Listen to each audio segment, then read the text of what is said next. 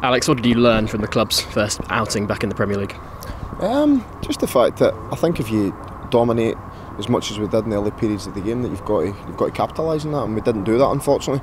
And then we were a wee bit unfortunate in the second half in regards to the goal that was disallowed. So yeah, disappointing day, because I think we gave away a few sloppy goals which didn't help our cause either, and hopefully we can quickly fix that. I'm sure one result hasn't dampened the positive atmosphere around the place, because there were plenty of good things as well, weren't there? Yeah, I think you'll always take the sort of result and the performance in isolation, you know, and have a look at it. So pleased with how we played, still things to work on. However, obviously the result wasn't what we'd hoped, so we need to try and make sure that we fix that for the next game, and we can start by doing that tomorrow.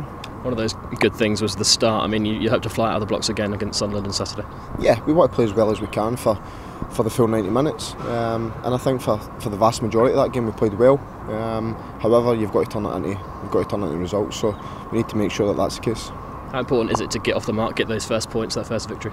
Yeah, you want to get points on the board, you know, as early as you can.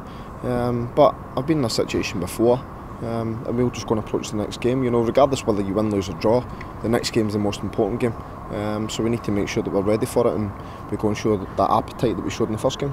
That game is Sunderland, of course. What type of test are you expecting up there? Well, you're expecting a bit of a backlash, obviously. They didn't get the result that they wanted, and probably not the performance they wanted either. So I'd imagine being at home, the fans will be up for it, and the players likewise. But we've got our own agenda, and we want to make sure that we're going there and doing everything we can to come away with the points. You haven't lost an away game as Norwich City manager. What do you think the success has been on the road? What's the secret to it? I think just having good players and performance and being set up properly, you know. And I think going away from home gives you a different dynamic, because the pressure's on the home team to come and beat you, whereas when you're at home, you're sort of probably more offensive in your style, and I think at times that sort of helps us. Do you think that could be the case again in the Premier League, away from home? Yeah, it may well be. You know, I think at all the games at home, I think if you look at any of the teams that are challenging or teams at the bottom end of the table, everybody talks about how crucial your home form is. You know, so you want to make sure that you try and get as many points on the board as you can at home.